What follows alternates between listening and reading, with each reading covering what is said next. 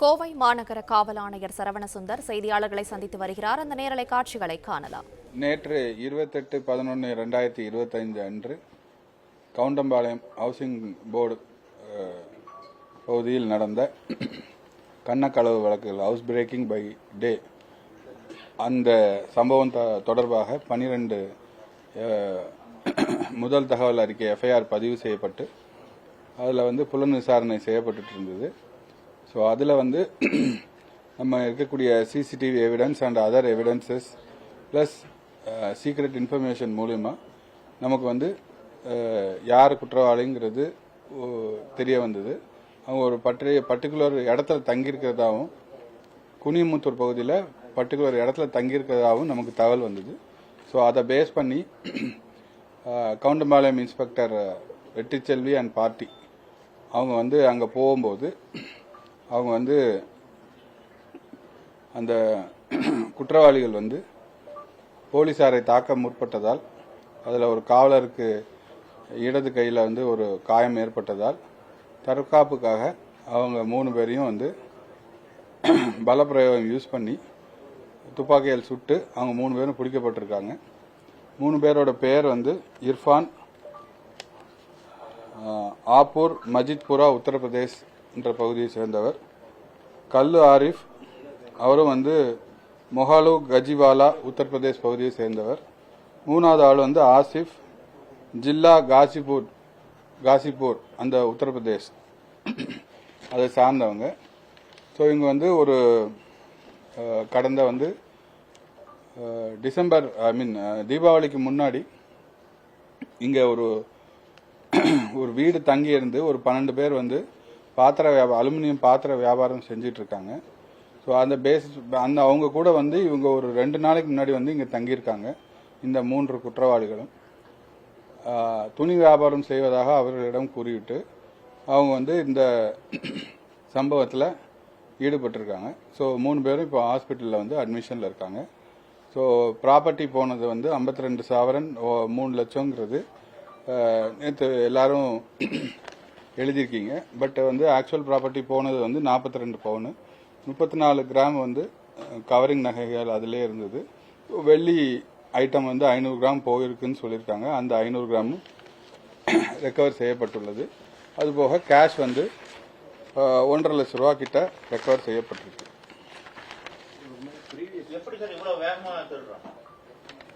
அவங்க maybe X அஃபண்டரா இருக்கலாம். So நம்ம அவங்க கைரேகைகள்லாம் இப்போ எடுத்து உத்தரப்பிரதேஷ், ராஜஸ்தான், டெல்லி, மத்திய பிரதேஷ் போன்ற பகுதிகளுக்கு நம்ம அனுப்பிச்சிருக்கோம்.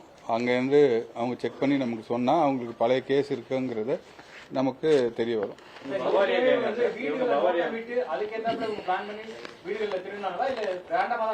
ரேண்டமா அவங்க ஏதாவது ஹவுசிங் போர்டு குவார்ட்டர்ஸ், இந்த ஃபேக்டரி எம்ப்ளாயீஸ் குவார்ட்டர்ஸ் அந்த மாதிரி இருக்கான்னு சொல்லி தேடி இருக்காங்க. ஸோ தேடின இடத்துல இந்த கவுண்டம்பாளையம் ஹவுசிங் போர்டு இதில் ஒரு மேசிவாக வீடு இருக்கிறதுனால கண்டிப்பாக ஏதாவது பூட்டியிருக்கும் அப்படிங்கிற ஒரு கோணத்தில் உள்ளே போய் எந்த வீடெல்லாம் பூட்டியிருக்கோ அதை எல்லாத்தையுமே அட்டம் பண்ணி அந்த சம்பவத்தை பண்ணியிருக்காங்க. அவங்க 2 டேஸ்க்கு முன்னாடி வந்திருக்காங்க. ஒரு 3 ஹவர்ஸ்க்குள்ள மேக்ஸிமம் அவ்வளோதான். 12 பேர் இருக்காங்க கூட. அவங்களும் தொடர்பாகவும் விசாரணை நடைபெற்று வருகிறது. அதை தான் சொல்கிறேன். அதுதான் நமக்கு இப்போ அவங்க கன்ஃபெஷனில் ஒன்றும் நமக்கு சொல்லலை. அதனால நம்ம அந்தந்த டிஸ்ட்ரிக்ட்டுக்கு இப்போ மெசேஜ் வச்சு கேட்டிருக்கோம்.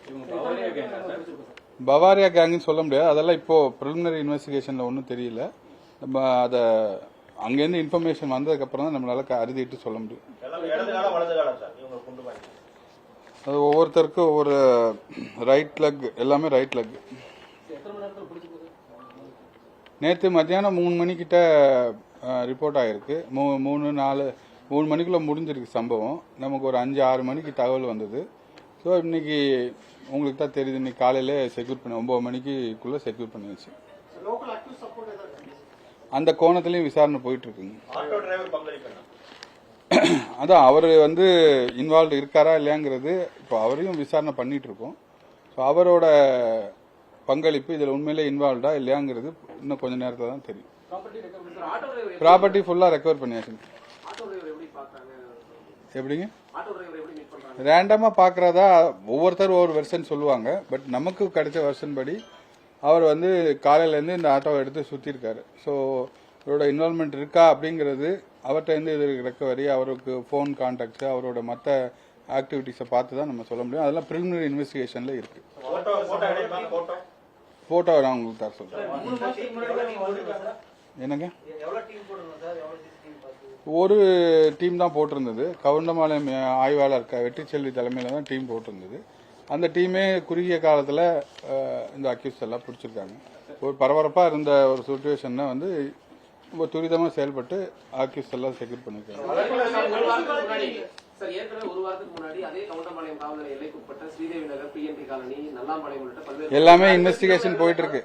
நடந்தது. அதெல்லாம் இன்வெஸ்டிகேஷன் போயிட்டு இருக்கு. இதை பற்றி மட்டும்தான் இந்த பிரஸ் மீட்டிங் கேளுங்க. எல்லாருமே 40 வயதுக்கு மேல போறாங்க. அந்த மாதிரி இவங்க எப்படி சார் இவ்வளவு வேகமா அடிச்சாங்க?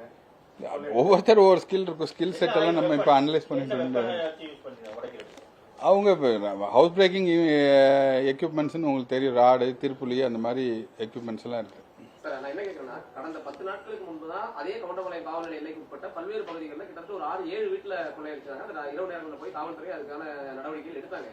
அதுல குற்றவாளிகளை கண்டுபிடிப்பதற்கு இந்த அளவுக்கு ஒரு வேகம் காட்டாத காவல்துறை இந்த வழக்குல இவ்வளவு வேகம் காட்டுறதுக்கான காரணம் என்ன? அப்படிலாம் எல்லா குற்றத்திலையும் வேகம் காட்டல எல்லாம் கிடையாது. எல்லா குற்றத்திலையும் ஈஸியா அவ்வளோ ஈக்குவல் இம்பார்ட்டன்ஸ் கொடுத்தா பார்த்துட்டு இருக்கோம். நமக்கு கிடைக்கக்கூடிய க்ளூவின் அடிப்படையில தான் நம்ம எல்லா கேஸையுமே வந்து கண்டுபிடிக்க முடியும். இந்த கேஸ்ல வந்து இமிடியேட்டா க்ளூ கிடைச்சது, நமக்கு தகவல் வந்தது, அதனால இமிடியேட்டா அரெஸ்ட் பண்ணிருக்கோம். அந்த கேஸ்லயும் அரெஸ்ட் பண்ணோம். காவல்துறை தொடர்ச்சியா வந்து பெண்கள் மீது கை வைத்தாலோ இந்த மாதிரி வீடு புகுந்து இது பண்ணாலோ துப்பாக்கியால் சுடக்கூடிய ஒரு சூழல் வந்திருக்கு. இது வந்து குற்றம் செய்யவில்லை, மிரட்டும் நோக்கம் வந்து துப்பாக்கி மிரட்டும் இல்ல. அந்த சிச்சுவேஷன்ல என்ன தேவையோ அதை தான் நம்ம பண்ணிருக்கோங்க. சிச்சுவேஷன்ல வந்து இப்போ உங்களை யாராவது வந்து தாக்க முற்படுறாங்கன்னா நமக்கு வந்து நம்மளோட செல்ஃப் டிஃபென்ஸ்க்காண்டி நம்ம யூஸ் பண்ணக்கூடிய ப்ரொவிஷன் நமக்கு சட்டத்திலே இருக்கு. ஸோ அந்த சட்டத்தை யூஸ் பண்ணி தான் நம்ம இந்த இதை பண்ணிருக்கோம். என்னங்க என்னதுங்க அப்படிலாம் ஒன்றும் இல்லைங்க. அந்தந்த சிச்சுவேஷனுக்கு ஏத்தாப்புல தான் அந்த துப்பாக்கி பிரயோஜனம்லாம் இருக்கு. பார்த்திபன் சொல்லிட்டு அவர் இப்போ பரவாயில்ல, நல்லா லெஃப்ட் ஹேண்ட்ல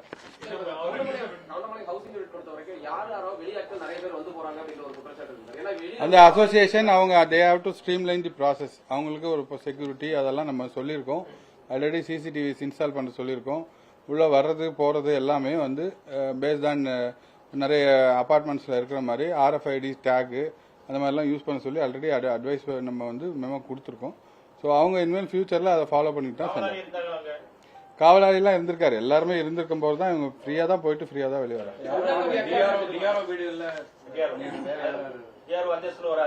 ஆமா, அவங்க வீட்டுல அதான் ப்ராப்பர்ட்டி ஃபுல்லாவே ரெக்கவர் பண்ணிருக்கோம். போயிட்டு இருக்கு. இப்போ நம்ம வந்து லேட்டஸ்டா வந்து கேபிள் டிவியில வரக்கூடிய அந்த கேபிள்ல இருக்கக்கூடிய ஒரு 6 கோர்ல ஒரு கோர் நம்ம கேட்டிருக்கோம். கேபிள் டிவி அசோசியேஷன்ஸ் நமக்கு ஹெல்ப் பண்றதா சொல்லியிருக்காங்க. ஸோ ஃபர்ஸ்ட் ஃபேஸா இப்போ RS புரத்துல இருந்து இங்க கொண்டு வரோம். ஸோ அது இல்லாத நமக்கு நாம திட்டத்தில் கவர்மெண்ட் வந்து சாங்ஷன் பண்ணியிருக்காங்க. சிட்டி ஃபுல்லாக OFC லே பண்ணுறதுக்கும் அந்த ப்ராசஸும் போயிட்டு இருக்கு.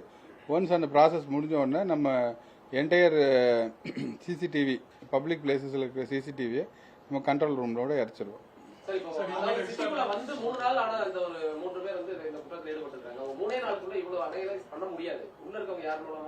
அதுதான் பிரிலிமினரி இன்வெஸ்டிகேஷன்ல தான் இருக்குன்னு முதல்ல சொல்லிட்டேன். அது எல்லாம் விசாரிக்கணும். யார் யார் இன்வால்வ் ஆயிருக்காங்க, யார் யார் இதுல சம்பந்தம் இருக்குங்கிறது இனிமேல் தான் விசாரிக்கணும். எல்லாத்தையுமே விசாரணை பண்ணிட்டு